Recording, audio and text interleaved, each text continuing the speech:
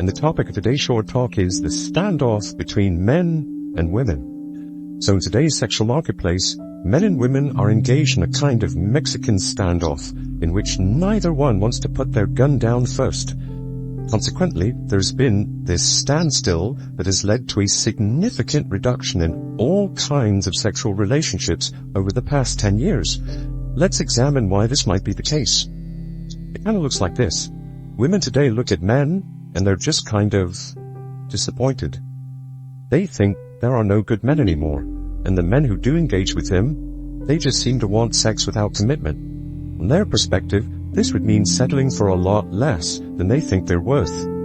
Since they believe that dealing with such men would be at a perceived loss, they would rather just remain single and wait until they meet a man who will give them more of what they want. By the same token, men today look at women and they're just sort of bewildered. They think there are no good women anymore, and the women who do engage with them just seem to want the moon. They are demanding and entitled and delusional. They seem to want so much and offer so little in return. From their perspective, this would mean paying a lot more than they think they should.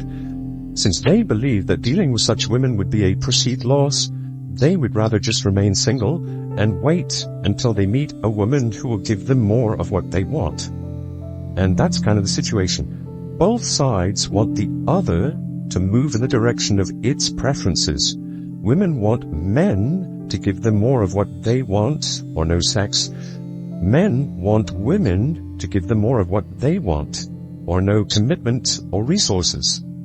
In the standoff, both sides want the other to put its gun down first and surrender its demands, and neither seems willing to do so. This is because both sides believe they are being cheated in the contemporary sexual marketplace, and the crazy thing is, they're both right.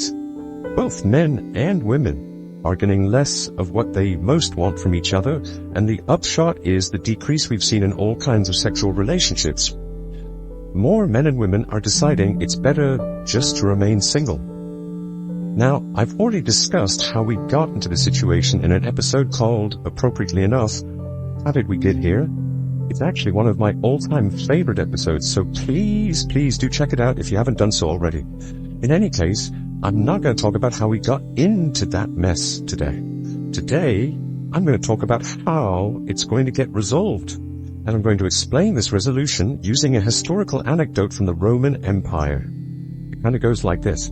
A long time ago, there was a man named Marcus Licinius Crassus. Crassus was not only the richest man in the Roman Empire, but he's one of the wealthiest men who has ever lived in the history of the world. And one of the ways he got so rich was by controlling the fire department in ancient Rome. When a fire broke out, he would show up at the scene with his brigade. He'd have his ladders and his pumps and his hoses all prepped and ready for action, and do nothing. He'd do nothing. He'd just stand there, watch the house burn for a while. Eventually, the owner of the house would panic. What's the matter with you? Do something. Are you just going to stand there, put the fire out? And Crassus would respond, that's a pretty nice house you have there. I mean, it's obviously not in great condition at the present moment, but you can see that it was quite a fine property in its time. Would you take 50 denarii for it? And when the owner heard this, he typically flew into a rage. You crazy. I paid 100 denarii for this property. I can't sell it for half of its value. Who do you think you are? This is the most insulting offer I've ever received in my life. Just do your job, do better, and put the fire out. Crassus would respond, I beg your pardon. I certainly didn't mean to offend you. And in any case, I'm sure you're right. And he would go back to doing nothing. He'd just let the house burn for a little while longer. And then he would say, my apologies, but I'm afraid my last offer was a bit overzealous. As you can see, the property has deteriorated of late. Would you mind terribly accepting 40 denarii for it? And this is when, instead of getting angry, most homeowners got quiet, because they finally understood what was going on. Crassus was going to let their house burn to the ground unless they sold, and they would receive nothing for their pile of ashes. And this was true. This was what happened. Crassus would only direct his fire department to put out the fires on properties that he owned. Otherwise, he would just focus on containing the blaze. And the longer the house burnt, the less he would pay for it. Smart owners understood this from the get-go and accepted the offer of 50 denarii. Less intelligent owners generally needed the second offer to understand what was happening, that things were going to get worse before they got better. Either way, that homeowner was going to lose his house that day. The only question was whether or not he would receive anything in compensation for it. At this point, most homeowners begrudgingly sold the house for 40, and Crassus would order the brigade to put out the fire.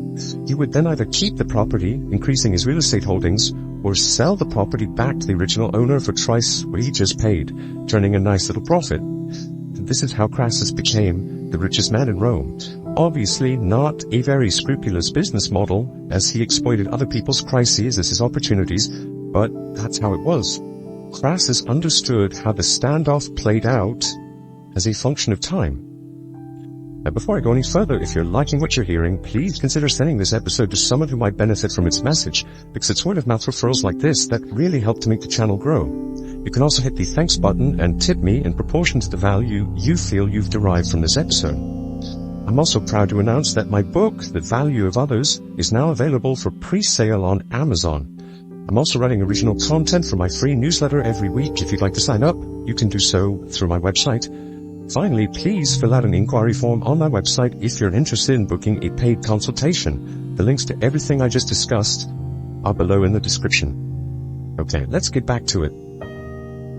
Now let's return to the standoff in the sexual marketplace between men and women. Ladies, I'm talking to you. What you have to understand is that your house is on fire. Whether you want it to be or not, your house is on fire. By this, I mean that your sexual marketplace value, like the value of that real estate, will only go down as a function of time. That is because the cat decides what milk is good. Whether you like it or not, your value is determined by men's perception of you, just like men's value is determined by your perception of them. And that perception of you is fundamentally anchored to your physical attractiveness. I really, really, really wish this weren't the case, both for your sakes and for ours.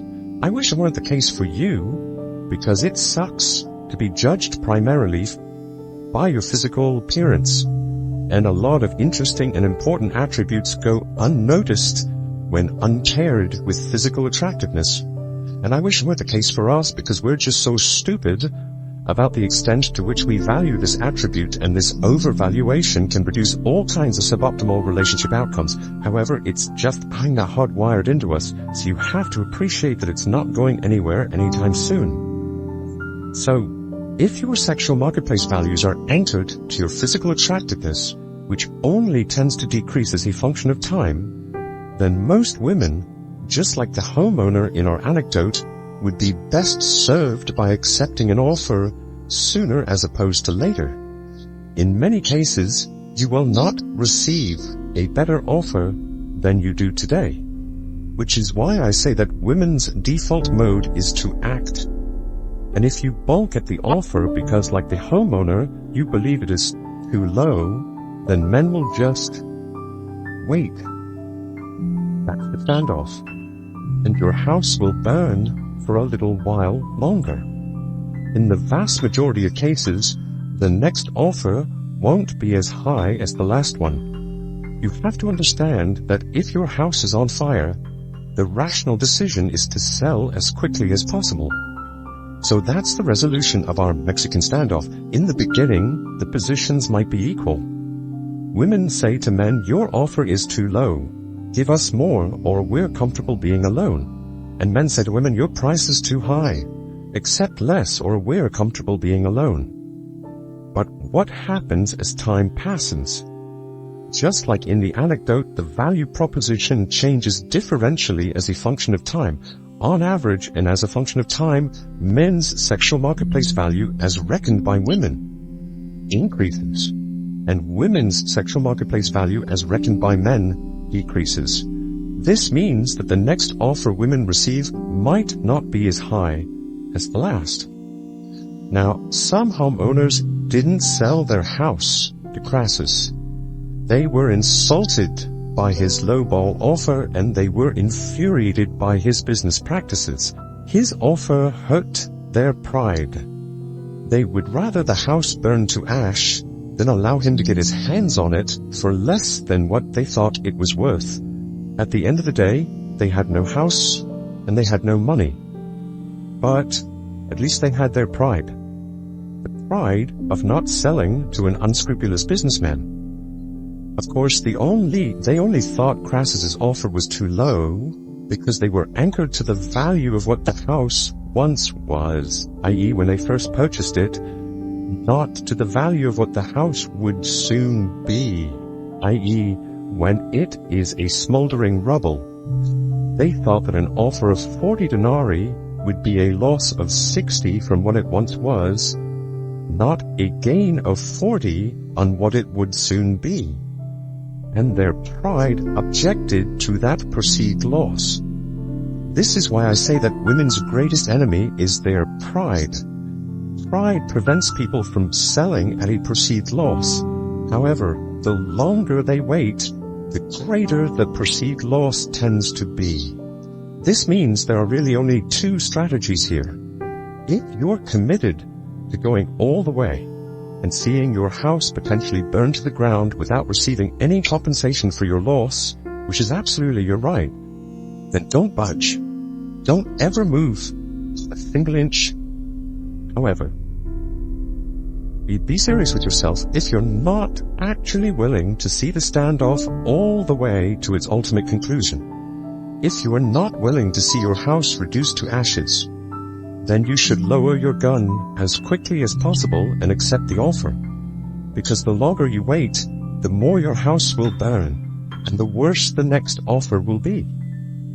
Just like escaping the sunken cost fallacy, you have to let go of the past in order to save your future. Something to consider. What do you think? Does this fit with your own experience? Let me know in the comments below. As always, I appreciate your support, and thank you for listening. And now, a word about Stella.